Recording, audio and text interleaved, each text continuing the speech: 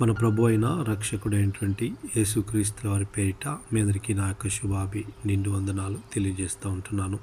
ఈరోజు దేవుని యొక్క వాగ్దానము కీర్తనల గ్రంథము 121వ అధ్యాయము 1వ వచనము. నా శ్రమలలో నేను యెహోవాకు మొరపెడితిని, ఆయన నాకు ఉత్తరం ఇచ్చెను. దేవునికి స్తోత్రం. నా ప్రియ సహోదరి సహోదరుడా, మనకు శ్రమలు వచ్చినప్పుడు, మనకు ఇబ్బందులు వచ్చినప్పుడు మనము దేవునికి మొరపెట్టేవారుగా ఉండాలి అని దేవుని వాక్యము సెలవిస్తూ ఉంటుంది. కానీ మనం గనుక చూసుకున్నట్టయితే శ్రమలు మనకు వచ్చినప్పుడు మనము ఈ లోకానికి దగ్గర వెళ్ళి అడిగేవారుగా ఉంటున్నాము.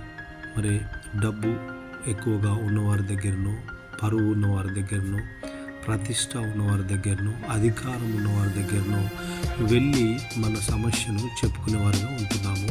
కానీ దేవుని వాక్యము మనతో సూటిగా ఈరోజు మాట్లాడుతూ ఉంటుంది. నీకు శ్రమ వచ్చినప్పుడు నీవు యెహోవా యొద్ద మొరపెట్టాలి, ఆ శ్రమలో నుండి నిన్ను దేవుడు విడిపిస్తాడు అని వాక్యము సెలవిస్తూ ఉంటుంది. కనుక మనకి ఎలాంటి శ్రమ వచ్చినప్పుడు కూడా మనము దేవుని దగ్గర మొరపెట్టుకునే దానిగా ఉండాలి అనేది మనము మన హృదయాల్లో భద్రపరచుకోవాలి. నా ప్రియ సహోదరి సహోదరుడా, మరి శ్రమలు అనేది ఎవరికైనా వస్తాయా అని మీకు అనిపించవచ్చు.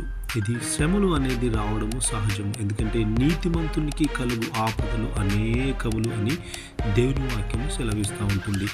నీతిమంతునికి ఆపదలు వస్తాయి, కానీ వాటన్నింటిలో నుండి కూడా దేవుడు విడిపించేవాడుగా, మనము మొర్రపెట్టుకున్నప్పుడు మన మొర్ర వినేవాడుగా ఉంటున్నాడు. దేవునికి స్తోత్రం.